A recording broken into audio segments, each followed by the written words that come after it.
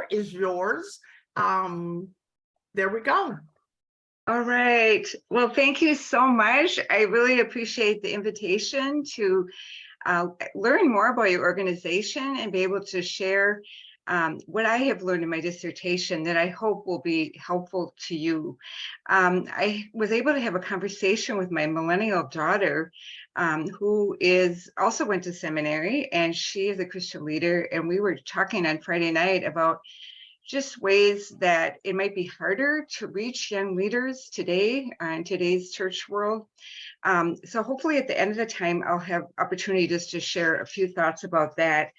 She was my research assistant, and so she had opportunity to see my case study churches, and then and understands just how those churches can be very different from the real church world around us. And it appears that your organization is drawing a lot of women that are leaders in churches. Is that correct? Yes. As well as other Christian leaders. Yeah, so it kind of indirectly affects you, the church situation. All right, well, I have a handout, and if you want to get it out, you can kind of follow along. And I don't know how you want to do this, if you want to interject questions as I go, or I know that some parts of it will be kind of self-explanatory, so I'll go a little faster. But if at any point you have questions, just let me know. I want this to really be the best for you, for your needs and how you want to structure this. I'm going to start just with the problem. Millennials, my study was about millennials. They're young adults that were born between 1980 and 2000. So they would be like 23 to 43-year-olds. They're largely absent from American churches. Although I did hear an encouraging study from Barna that after COVID, this is the demographic that has returned to the church more so than even boomers, my generation. So there is some hope, but still largely a lot of people are leaving churches. I heard in a podcast from Kara Powell, who is out in California near where you are, right? A lot of you are, it sounds like. She says that churches are losing approximately 1 million young people each year. Isn't that just a staggering statistic? And they will actually be starting an initiative, it sounds like this fall, called 10 by 10, where they're going to be trying to gather different organizations to address this problem, to basically save 10 million young people from leaving churches. And this is a disciple-making problem. For those of us that know the Great Commission, we know that God, Jesus has given the churches a mandate to make disciples across all nations, but also all generations. So if we don't have like a whole generation in the church, that really is a factor that influences discipleship, not only for them, but also the older generations as well. I actually listened to a podcast last week. It was a DTS podcast. I don't know if you ever listened to the Table podcast from DTS, but it was really good. They had a guy on by the name of Sam Perry, who talked about why people are leaving the church. I would really highly recommend it. But he talked about how it's not just the young people, but it's basically people all the way across. Because of the secularization in our society, the amount of people that are going to church is just less. So it's a sad statistic. He actually recommended a book that I just ordered that you might be interested in. It's called Reorganized Religion, The Reshaping of the American Church and Why It Matters. And it sounds like it's written by a journalist. So I just ordered it, but at least Sam Perry recommended it. So it sounds like a good book just to describe what's going on.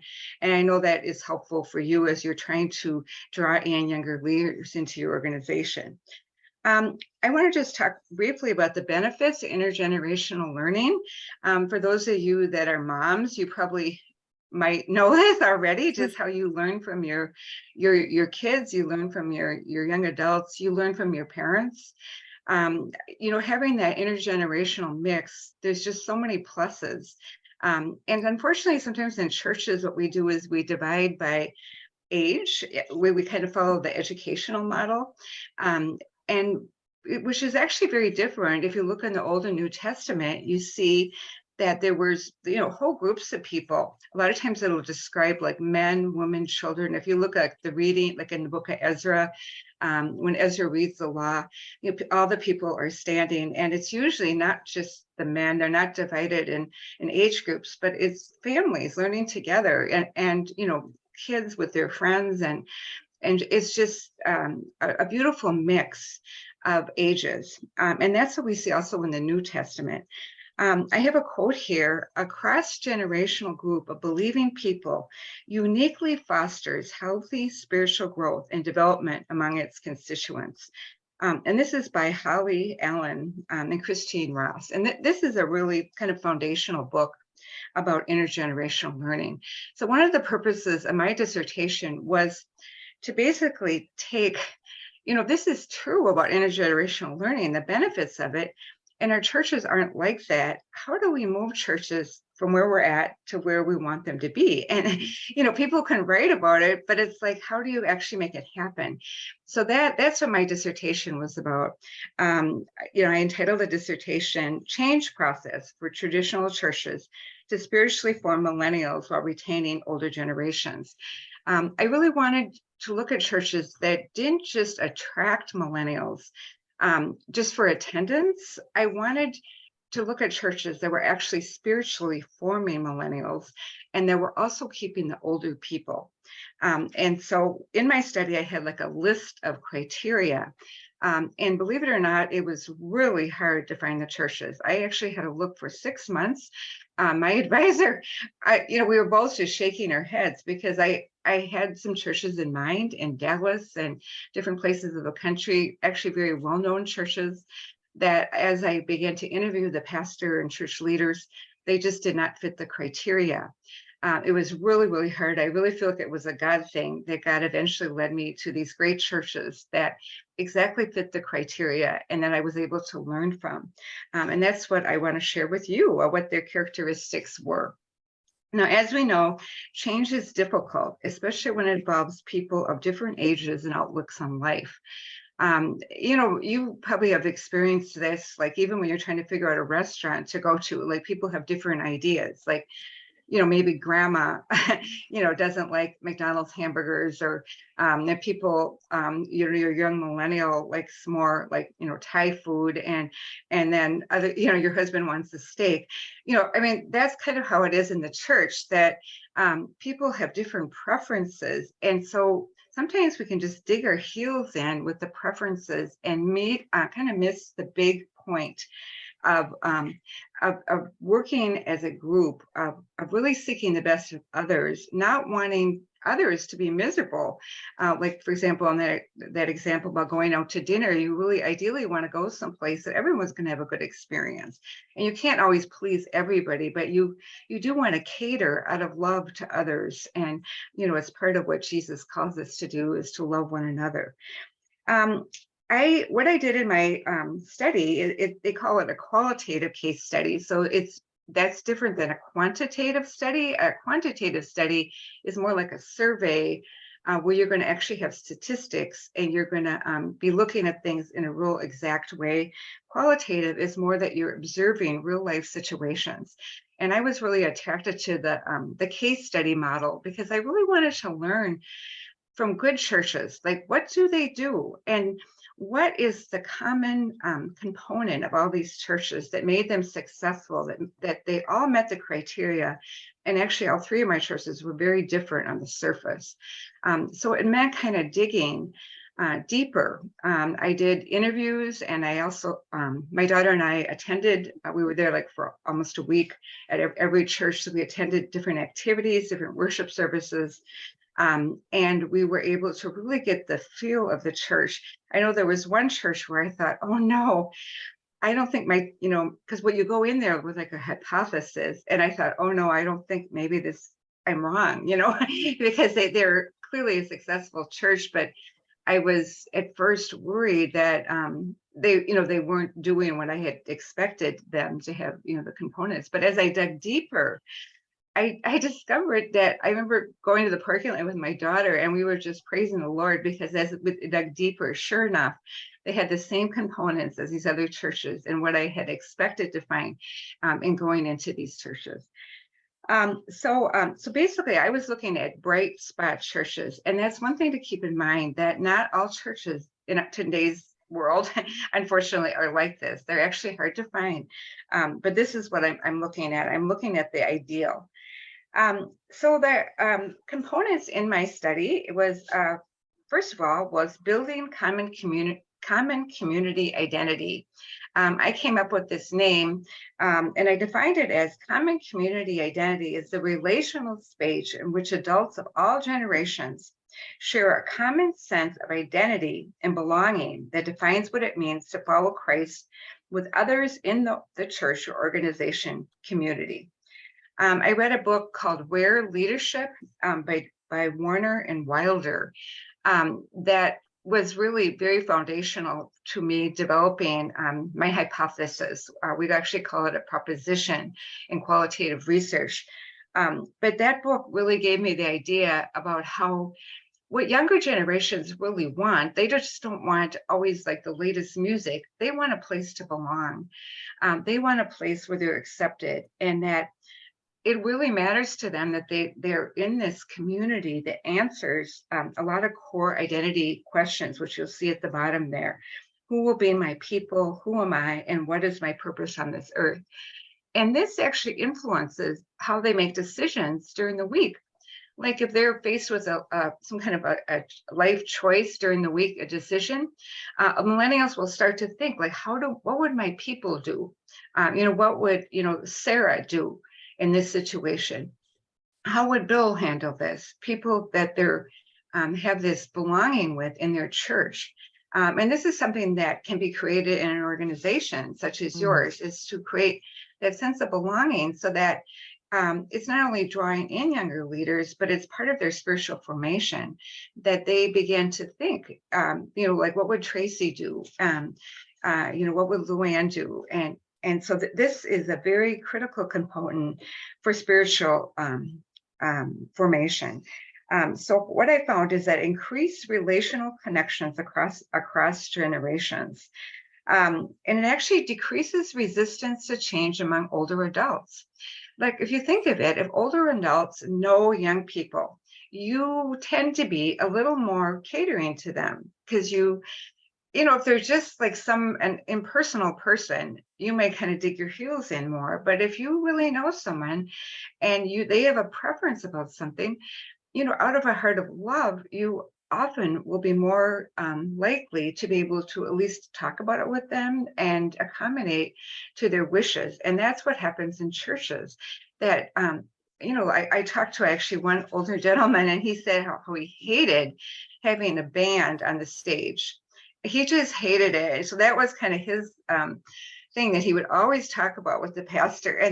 But then he finally realized, he said, if this band on the stage actually helps a millennial follow Jesus, put the band on the stage, if it helps somebody else.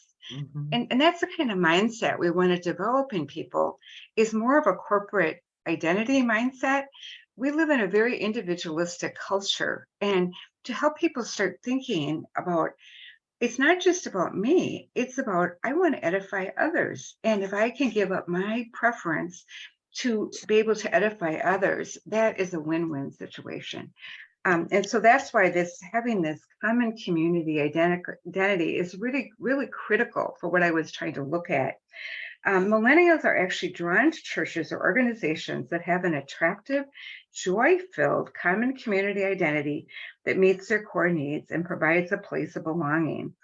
And one interesting thing I found is that in all three of my churches, their core identity, and it was very clear on their website. If you go to their website, very easy to find, we are such and such, and it was very compelling.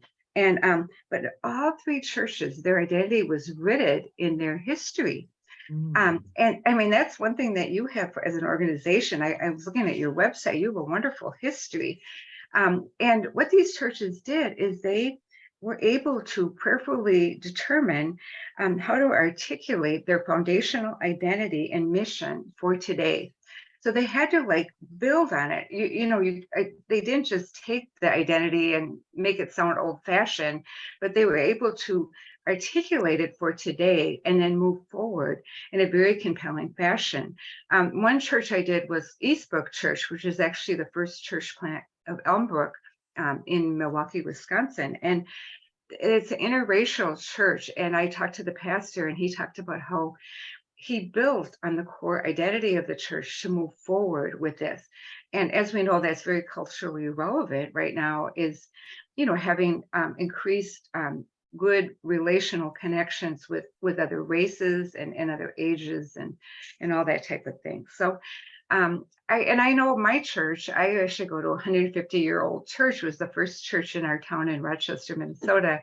And that, I think there's just a real strength in that. A lot of times millennials are really attracted to, I would call, spiritual riddenness, organizations that have been there for a while and know what they're doing. There isn't a lot of riddenness out in our culture. And if they can see a place where they can belong and it's attractive and it's full of joy. If you read my dissertation, I have a section there where it actually talks about laughter. Like you can always tell a healthy identity, or a place that has a healthy identity, by if people are just laughing and having fun and they really want to be together. So that was part of the components. Before I go on, does anyone have any questions or comments about what I've covered so far? I think I'll have some questions at the end. I'm writing down some things, so but this is very interesting for me. Oh, good. I'm glad. Okay. Yeah. Thank you, Jewel. Okay, should I keep going? Yes. Okay. Yeah. Okay. So if you look at the second page of the handout, there were 3 components to building this common community identity. One was fostering cross-generational relationships.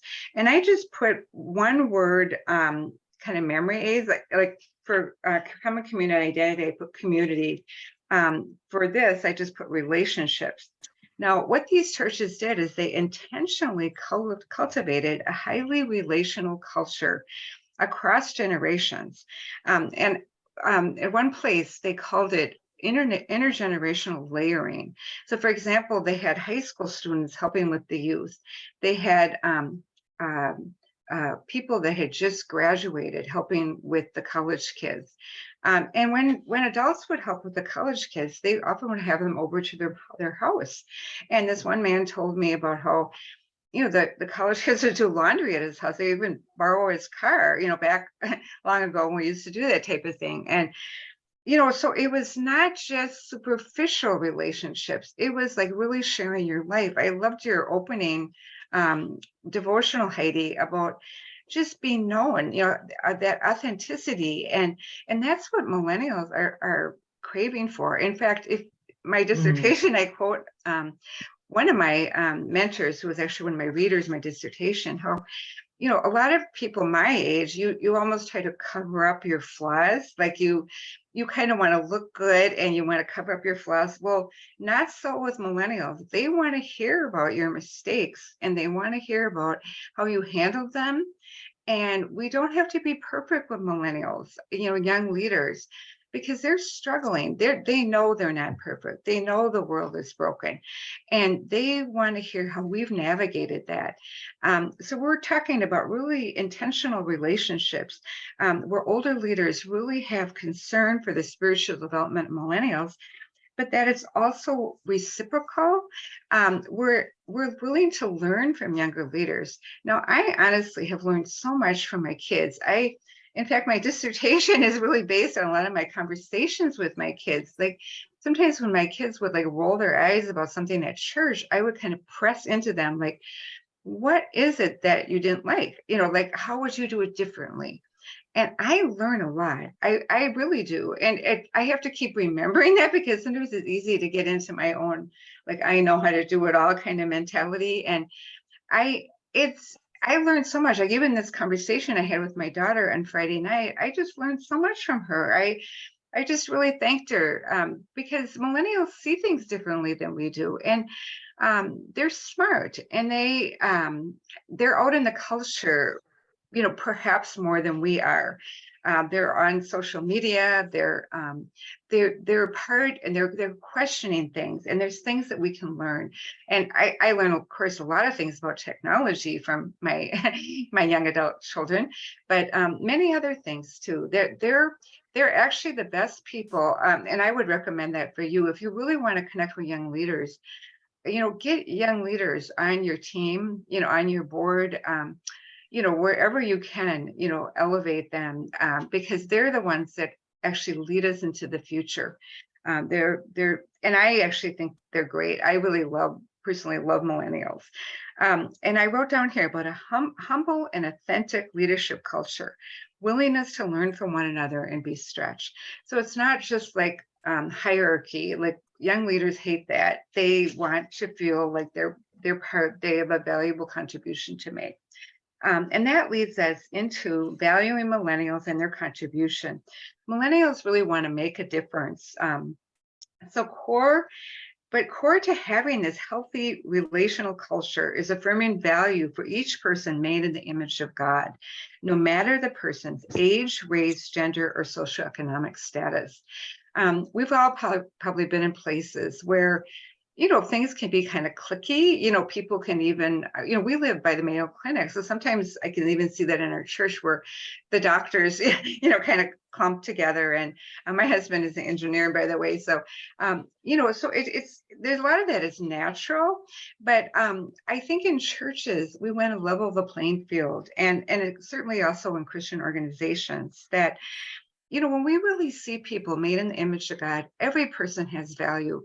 I'm actually teaching a precept class now, and there's a lady in my class who she can hardly get there. She has a walker, and she can't drive, so she has to hire transportation to get her there. But she is a precious person, made in the image of God, has such a hunger for God's word. We need to have eyes that see people that way. And when we do, that's going to help us to be able to value young leaders, that they are all valuable. Like, maybe they don't look like we do. Maybe there's some abrasiveness about them. Maybe they sleep in, maybe they're late, all this type of thing. There's things about millennials that can kind of irritate older generations. But they are valuable. They are made in the image of God and have so much to contribute. There's just some points there about making space for young leaders to use their gifts because of believing in the tremendous advantages of young adults leading. They bring fresh perspective, energy, and creativity to keep current. What I saw in these churches is that the leaders actively recruited them, valued them, listened to them, and relied on young leaders to inform their decisions. Millennials don't want just superficial responsibility. They want to actually be given responsibility that matters.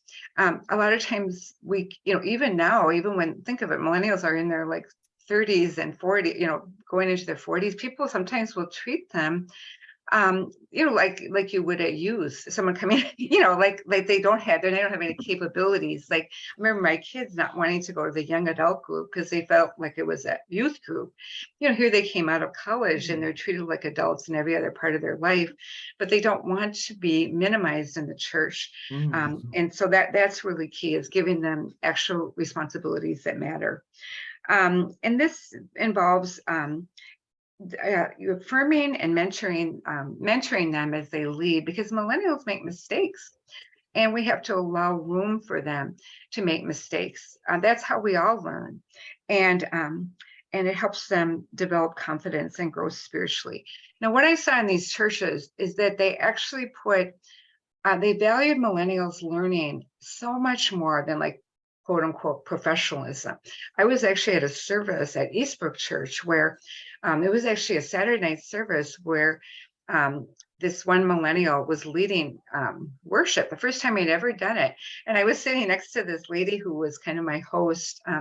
And she was literally clapping, like whatever he would do, she was just like rooting in the front row for him. And there was noticeable mistakes. At one point, they even had to stop the worship song, and I never see that at my church. My church is just flawless. So, and I, of course, we all like flawlessness, but there's something just very heartwarming about rooting, people, young leaders on, and, even if they make mistakes, being there to help them, to ask them what they learned about the experience.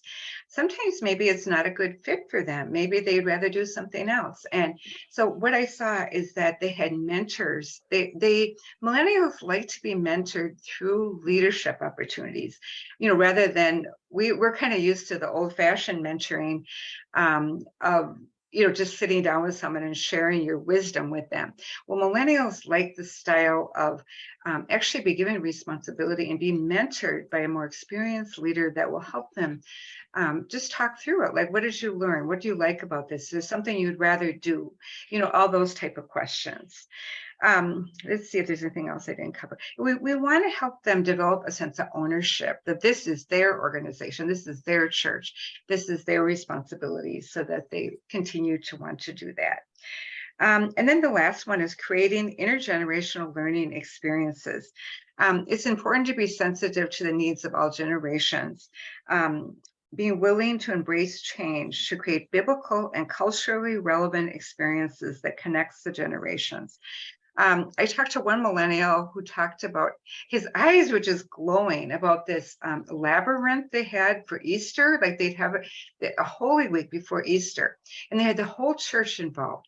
And they even had little kids write poems and that they read them, at a service that they have.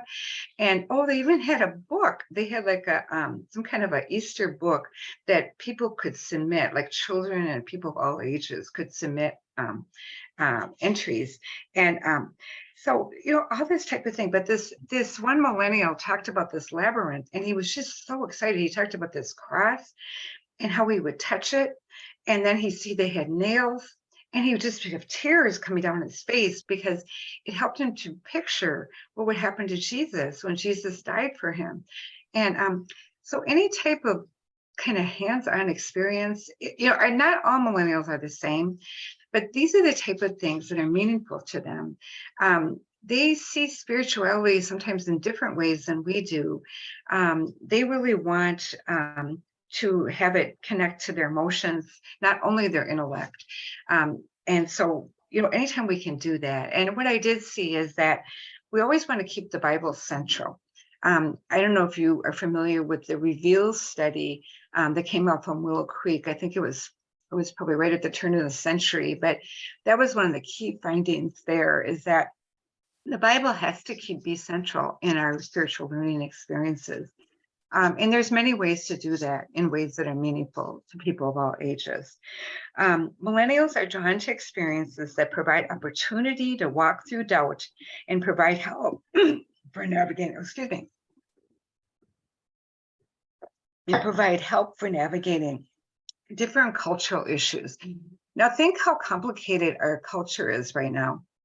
I know it's not quite so much now, but there has been always almost a taboo about even mentioning that you have any spiritual doubts.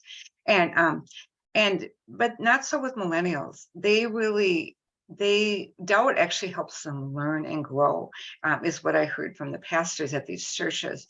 And so any kind of experience that helps them navigate our culture is very much appreciated for millennials. And because they're thinking through things like, how do they navigate politics as a Christian? How do they do this? How do they navigate the whole race things that are going on in our world? Anytime we can provide help for the cultural issues, that's very much appreciated for them. And then I just wrote some general church culture similarities, and I probably don't need to go into all of that. I think one thing, just having that high emotional intelligence, I think for your organization, that would be just having emotional intelligence for the church world, like what's going on now, which is, it's so different. The church landscape has changed so much. So the more that you can be in touch with that, I think it helps your organization. But a lot of these things are self-explanatory. And then I have a couple recommended resources. One is a book that just came out by Jean Twin called Generations, The Real Differences Between Gen Z, Millennials, Gen X, Boomers, and Silence, and what they mean for America's future. She has been known to be an expert on the generations. I think she's like at, I don't know, is it South San Diego State? Something like that. She's in the San Diego area, and is a very, I don't even know if she's a Christian, but I see her quoted, repeatedly. She's a very reputable person. And then I wrote down this organization called She Leads Church. I don't know, were any of you familiar with that at all? That's I think it's a newer organization, but I know my daughter, they have yearly retreats. They're actually free for church leaders. They seem to attract a lot of young leaders. Like my daughter really likes that. Actually, even on Friday night, she was saying, "Oh, Mom, we should listen to one of the talks." It's online. It's like free if you do it the day that they offer it. And then other ways you have to pay in order to have access, like for 6 months. But their organization is really good at connecting with young leaders, but they also have older leaders there too. So you might want to just look at their website just to see the kind of things that they're doing.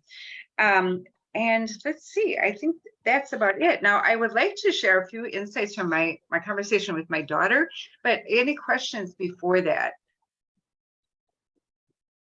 I am exploding with excitement Oh, yay. because we are seeing this in our church. We had some things happen last year that opened us up for some spots of leadership in our church, and we have filled them with millennials, and it has breathed new life. And Yes.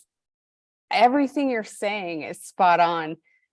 Last night we had our newcomers dessert at our house, and our house was filled with millennials. Oh, yay. And everything you're saying is spot on. And I'm just excited to learn more, because I feel like, my husband is preaching on the new wineskin this weekend, and it just feels like it's all connected somehow. So Yay. yeah, so that's all. Good. That's Yeah, great. and I'm seeing that from a church that is doing that, but probably not as intentional as, they do bring in a lot of millennials, but it seems like at my church, where it used to be, my world used to be the older generation, now it's the younger generation, the 20 somethings who are younger than my daughters. I'm meeting with them regularly, and they're growing, but they want more, they want more, so in everything they're saying they want more of, you hit the nail on the head, Julie, with what they're saying. Yeah, good. It's exciting. So as we bridge the gap, how can NEWIM, support these young leaders as they are serving in their churches? That's kind of our question, because we want to be able to be a resource for the younger generation leaders. So we believe that to be able to grow and to go the distance with serving in ministry, that you don't want to burn out, so that you need to have regular retreats and be able to, think about your call and why you're doing what you're doing, because things won't always be exciting and, on the upward trail. And so just being able to retreat, being able to have those safe connections that, Heidi was talking about, and being able to be vulnerable. And so sometimes that's really hard in your local church. especially if you're in leadership. So how do you help? And so NEWIM can do these kinds of things to support leaders. So how can we then welcome leaders into our organization, help them to find us? That's one of the things I hear younger leaders say is, but I didn't even know you existed. And so how do we help them to find us? And I think Tracy's trying to work on that. But any of those ideas that you might have, Julie, I would love to, for us, because how we can welcome people into leadership, and then how do we support them, help them to find us? Yeah, good. Okay, well, why don't should I go ahead and share what I learned Sure. from my daughter? And then I think that will help answer some of your questions here. We were talking about why it might be difficult to draw in young leaders in today's churches, because the church landscape has changed. And we live in different parts of the country, so it can be different places. But one thing to keep in mind is that my case study churches were bright spot churches. I explained that they're rare, actually more rare than I wish they were. That's actually one of my hearts, is to help churches become more like that. The reality is that many American churches do not have these characteristics. I know churches can be divided by age, even within one community. Like in our church, we have been a traditional church. We actually now have new young leadership, but still a lot of people have the feeling that once their kids get older, it's perfectly fine if they go to like a different church. So my daughter actually met someone where she works who goes to our church, but she said, all my kids go to such and such church, which is a new church plant. And this is very typical in my community, that the older people go to one church and all the younger people go to another church, and people have no problem with that. Like they actually are just happy their kids are going to church. And there is, it's not like there's still good things happening, but a lot of people don't have that view of that intergenerational, the value of intergenerational connections. There often is not leadership development in many churches. Our church right now with the new leaders are very strategy driven. And so there is not a lot of opportunity, even with young leaders, of offering opportunities for other millennials to get involved in leadership. Now, this can happen even at a church plant. And so the end result is there might not be as many young millennial leaders, and certainly women leaders, as there used to be. Churches are not the same as they used to be, like at the I was born in 56, a long time ago, but when I started getting involved in church, it was more in the 80s and 90s. And so it was, things are just a lot different than then. Once we went from the turn of the century to the 21st century, but then also even pre-COVID, post-COVID. So all of that does affect the ability, like for your organization to attract young leaders. Some of it is just that there isn't as many out there, and they might not know of your organization, which is exactly what my daughter said, Luann, too. She said, how did you hear about this organization? I was telling her to go to your website and try some of the retreats because I thought they looked so good.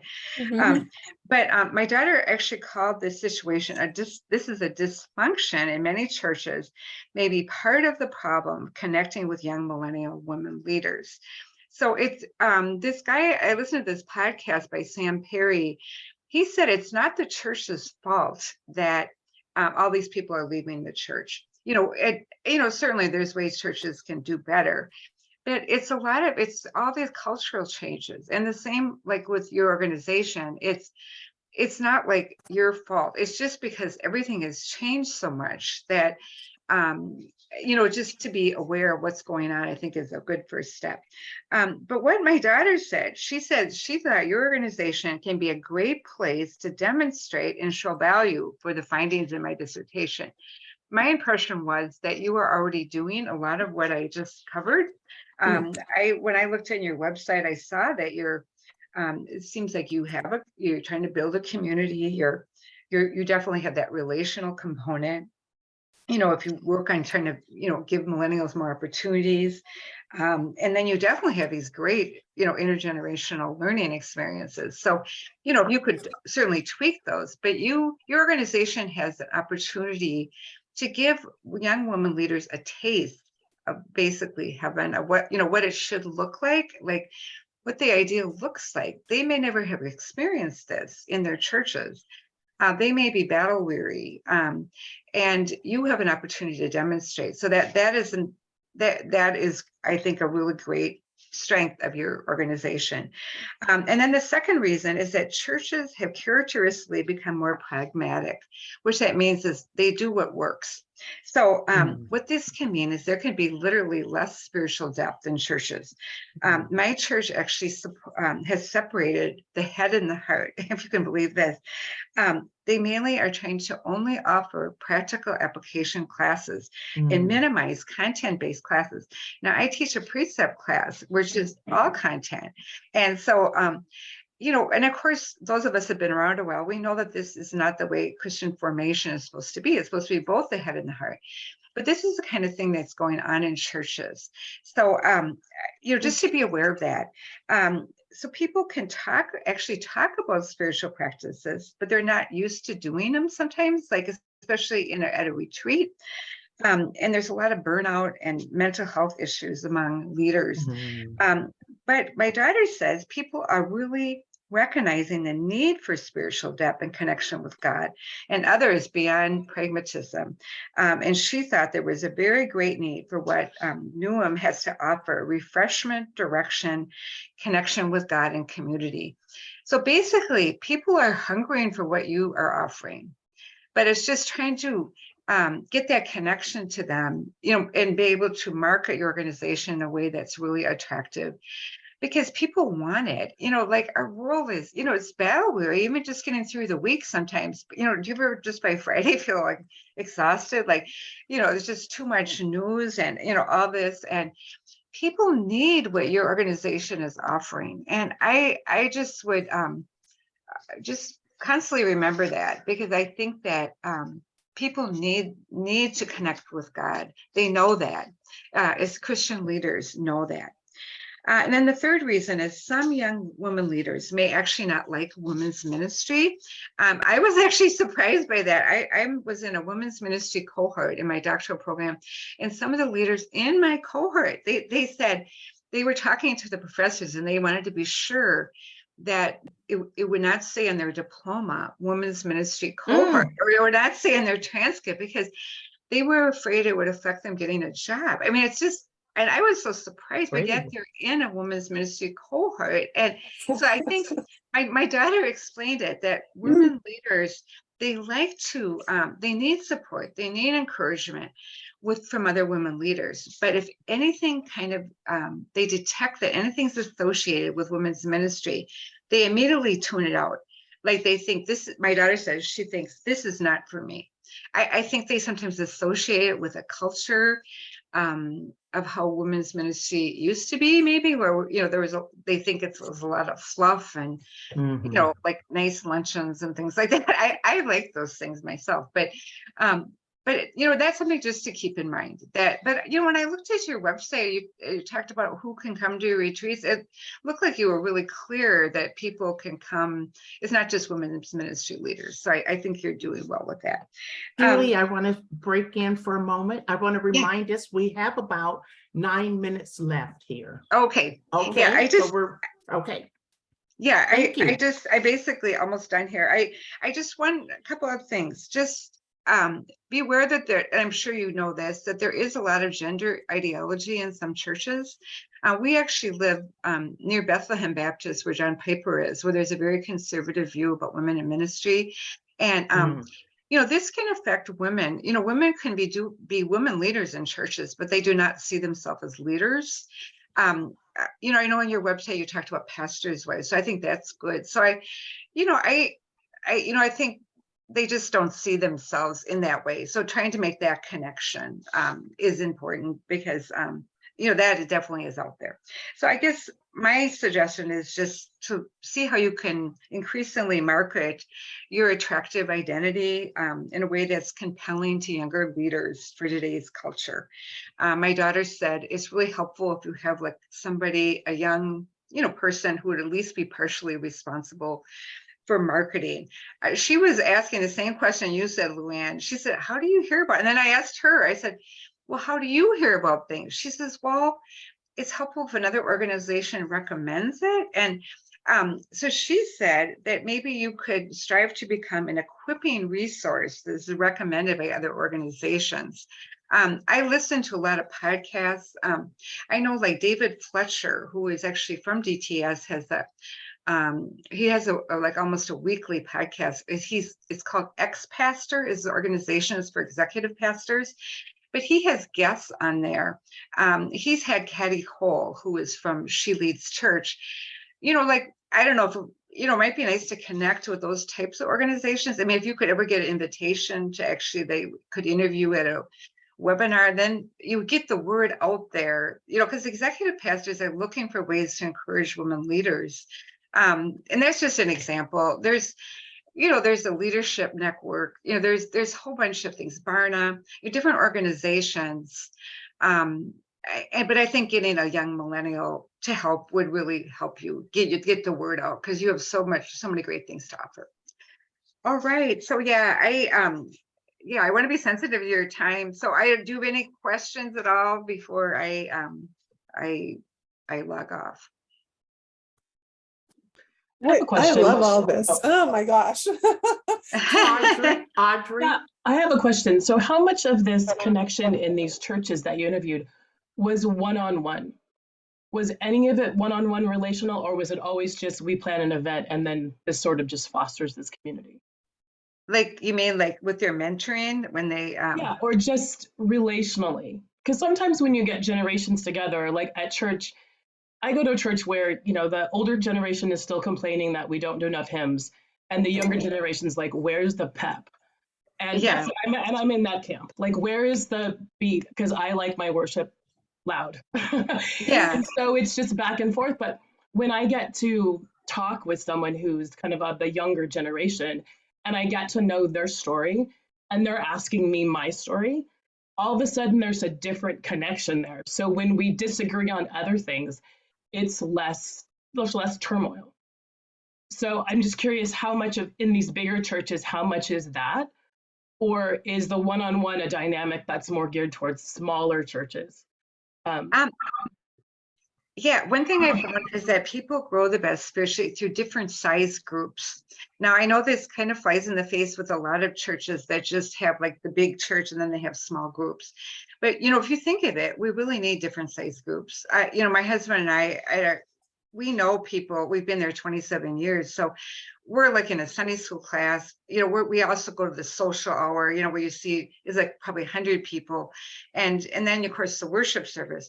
But so you definitely want, the more intimate relationships like you're talking about, Audrey, but you need the different size groups. Like, you might want to, you talk about different things, and millennials will check you out. Like if you're in a social situation, it's very non-committal. You can just ask them, where they work and that type of thing. And but or like a Sunday school class, a little smaller, maybe like 50 or so, where you are, people there, but it's not like really close. Whereas a small group would be a little bit more intimate.